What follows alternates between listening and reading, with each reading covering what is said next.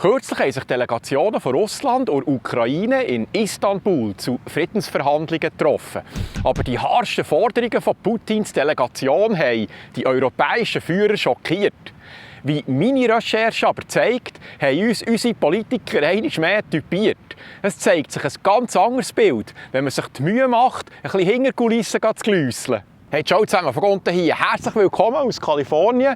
Wiederum beim Tower 19, von wo wir das aktuelle Geschehen mit badmeisterlichem Überblick beobachten. Schauen wir, wie uns die Medien über das wichtige Treffen zwischen Russland und der Ukraine informiert haben. Aber zuerst ganz kurz die Situation im Überblick. Was ist eigentlich abgegangen? Am Freitag, 9. Mai, haben 4 europäische Staatschefs, der Macron, Starmer, der Merz und Tusk, der ist von Polen, ein Ultimatum an Putin geschickt. Sie haben einen 30-tägigen, bedingungslosen Waffenstillstand in der Ukraine gefordert. Ab dem darauffolgenden Montag. Sonst gäbe es weitere Sanktionen gegen Russland. Das 17. Sanktionspaket. Wieso die 16 vorherigen nicht viel gebracht haben? Jetzt gerade diese soll der durchschlagende Erfolg bringen, haben sie uns nicht verraten. Aber ein Item schweifen ab. Während diesen 30 Tagen wollen wir dann verhandeln und hoffentlich eine langfristige Lösung finden. Noch am gleichen Abend spät hat Putin das Ultimatum abgelehnt und einen Gegenvorschlag gemacht. Er hat direkte Verhandlungen verlangt zwischen der Ukraine und Russland, ohne vorhergehenden Waffenstillstand. Und hat dafür den Donnerstag, 15. Mai vorgeschlagen. Putins Außenpolitikberater, der Juri Uschakov, hat nachgedoppelt und bestätigt, dass Russland eine Verhandlungsdelegation zusammenstelle und am Donnerstag nach Istanbul schicke. Der Putin sei aber nicht dabei. Daraufhin hat der Westen gerade ein bisschen überutert. Zelensky wollte zuerst nicht gehen, dann aber doch, auf Druck aus den USA. Die Europäer haben getäubelt, weil auf einmal niemand mehr von ihrem Ultimatum hat geredet etc. Als sich der Nebel der Empörungen ein bisschen gelegt hat, ist klar geworden, dass das Treffen zustande kommt. Wie hat uns jetzt die Schweizer Presse das verkauft?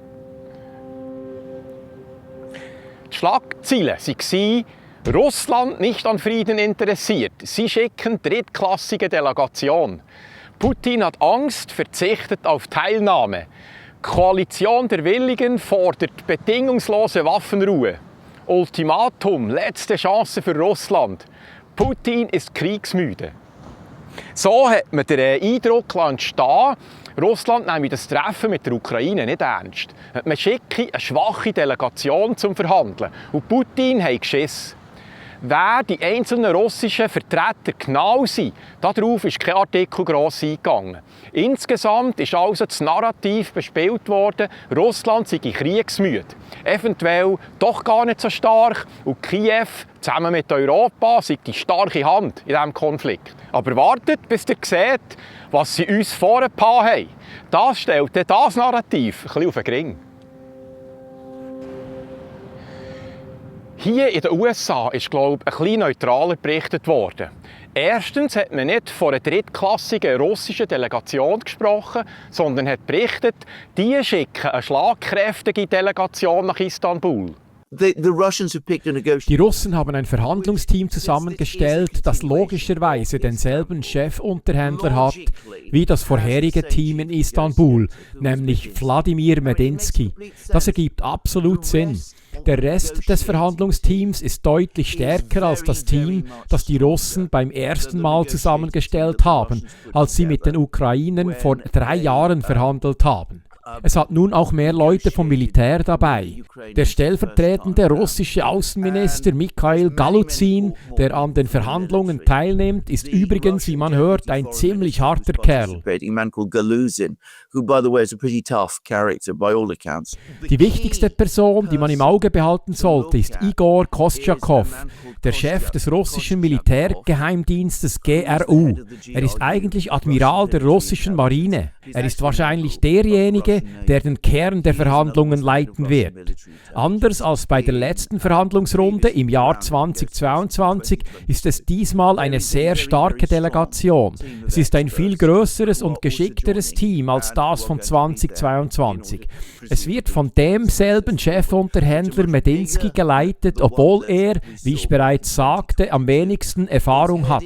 Aber es unterstreicht die Kontinuität zwischen dieser und der vorherigen Verhandlungsrunde.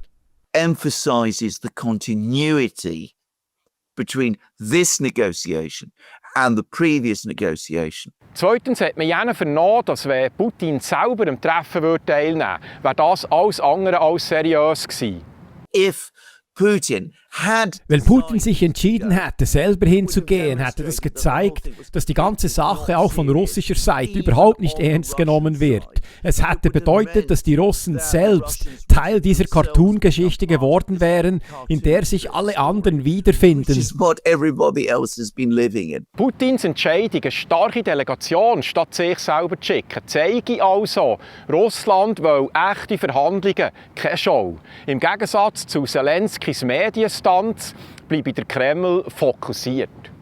Und drittens, Russlands Forderungen sind seit einem Jahr auf dem Tisch. Das ist etwas, das die Schweizer Medien auch nicht gerne offengelegt haben. Deshalb haben wir hier die russischen Vorschläge, die Putin am 14. Juni 2024 in seiner Rede vor dem Außenministerium skizziert hatte, immer als Istanbul Plus bezeichnet. Wir haben sie immer so genannt, weil sie auf dem aufbauen sollten, was vor 3 Jahren in Istanbul vereinbart wurde. Und jetzt ist der Moment, die Verhandlungen wieder aufzunehmen. Die Russen haben immer gesagt, dass sie bereit sind, die Verhandlungen wieder aufzunehmen. The moment to resume the negotiations. They've always been saying that they're ready to resume the negotiations. Man konnte also vorausorakeln, was die Forderungen von beiden Parteien sind, eingangs vom Treffen.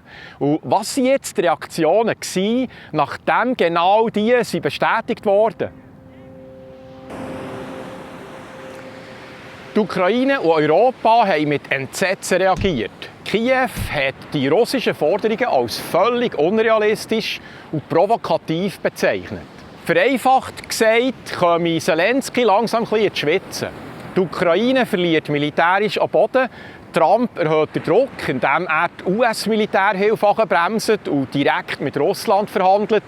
Die EU kann die US-Hilfe nicht ersetzen und Länder wie Ungarn können sich querstellen. Wie sehen denn die russischen Forderungen eigentlich aus? Wir haben morgen eben vielfach so ein Morgennebel und wenn dann die Sonne hochkommt und reinbretscht, dann brennt es dann auch weg, wird es auch blau. Die Russen argumentieren, dass vor 3 Jahren die Ukraine die Verhandlungen hat platzen lassen. Das müsse Konsequenzen haben. Darum sind zu den damaligen Forderungen noch neu dazugekommen. Der Kreml verlangt, wie vor 3 Jahren, Neutralität, also kein NATO-Beitritt für die Ukraine. Die Entmilitarisierung, das heisst eine Streitkraft von maximal 85'000 Soldaten. Keine stationierten westlichen Waffen und die Anerkennung als russisches Gebiet vor Krim und den Regionen Donetsk und Luhansk. Neu dazugekommen sind jetzt aber die Forderungen nach 2 weiteren Regionen, Saporoschja und Cherson. Der Rückzug der ukrainischen Truppen aus diesen Regionen, dazu Schutz für russischsprachige Bürger im verbliebenen ukrainischen Staatsgebiet, Schutz von der russisch-orthodoxen Kirche und Aufhebung von allen Sanktionen gegen Russland. Das ganze neue Paket wird jetzt als Istanbul Plus bezeichnet. Russland sagt, dass, wenn die jetzige Verhandlungsrunde erneut abgebrochen wird, dann würde Russland in Zukunft zusätzlich alle Gebiete einfordern mit russischer Vergangenheit. Das wären dann insgesamt nicht mehr 5, sondern etwa 9 Provinzen. Jetzt, vor wenigen Tagen, hat ja der Trump direkt noch mit dem Putin telefoniert.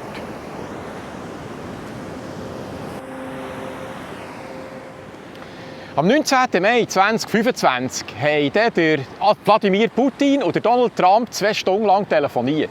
Putin hat dem Trump die Istanbul-Plus-Forderung erklärt und der Trump hat daraufhin gesagt, es sei ein gutes Gespräch gewesen. Grundsätzlich sieht es so aus, als dass sich der Trump immer mehr von diesem Konflikt zurückziehen will. Zelensky sei kurzmal explodiert vor Wut. Er sehe Trumps Kurs als Verrat und fühle sich im Stich gelassen. Europa ist auch fassungslos. Der Macron, Merz, Starmer und andere sind in Hektik ausgebrochen, schockiert, dass Trump Sanktionen gegen Russland ablehnt. Und sie lassen im Regen stehen. Der Putin-Trump-Anruf hat offengelegt, Die Russen haben ein klares, formuliertes Ziel. Zelensky ist verzweifelt, Europa scheint machtlos und Trump spielt wie gängig sein eigenes Spiel. Wenn man die Entwicklungen ein bisschen aus Distanz anschaut, muss man sich auch langsam mit der Aussage anfreunden vom englischen Royal Navy-Kommandant Steve Jermy. Dieser Krieg wird weitgehend zu Russlands Bedingungen enden. Und wie ging am Schluss noch meine Meinung? Das Thema Russland und Ukraine ist gäng wieder ein heisses Thema. Ich bin überzeugt, auch hier gibt es wie bei jeder Story gäng zwei Seiten. Und mir persönlich ist es wichtig, dass ich einfach immer wieder versuche, die Gegenseite zu verstehen. Das hat nichts damit zu tun, ob ich jetzt das gut finde oder nicht. Mir fällt das einfach, weil mir die Mehrheitsmeinung noch nie gross überzeugt hat. Wenn alle sagen, du musst da vorne links abbiegen, gehöre ich zu denen, die garantiert zuerst mal rechts gehen. Einfach zum herausfinden, wieso da niemand hergehen sollte. Überlegt euch doch mal, bei den grossen Hollywood-Filmen, da finden wir ja meistens die Rebellen spannender. Die sich auflehnen gegen eine etablierte Masse. Stellt euch Wilhelm Tell vor. Was wäre eigentlich mit der Schweiz passiert, wenn der gegenüber der Regierung schön brav auf der Linie wäre geblieben? Eben darum. Ich kann nur empfehlen, wer sich auf das Mal im gleichen Boot findet, wie die Regierungen, die Megakonzerne und die Massenmedien, würde ich meine Position auch einmal hinterfragen. Das wäre mir dann ein bisschen zu suspekt. Oder ich muss sicher hier beim Vogunten regelmässig reinschauen, weil wir ja genau das machen hier, beide Seiten beleuchten. Und ich gebe zu, wir befassen uns meistens ein bisschen genauer mit der Minderheitsmeinung. Weil, es ist ja klar, ich muss ja nicht noch lange erzählen, was ihr in den Gratiszeitungen und vor der Tagesschau sowieso aufserviert bekommt. Dann ist es doch spannender, mal ein bisschen zu hören, was sie uns alles nicht erzählen. Et voilà! Dann würde ich sagen, das war es für heute. Ganz herzlichen Dank wieder an die Zuschauer, die mich mit einem Batzen unterstützt haben. Dank euch kann ich doch gerne ein bisschen mehr Zeit in die Recherche für meine Beiträge investieren. Das freut mich natürlich mega. Ebenfalls der Hammer ist, von wo ihr überall zuschaut. Es ist doch irgendwie cool zu sehen, dass wir immer mehr werden, was vorzieht, sich eine eigene Meinung zu machen. Also dann würde ich sagen, das war es für heute. Bis zum nächsten Mal. Tschüss!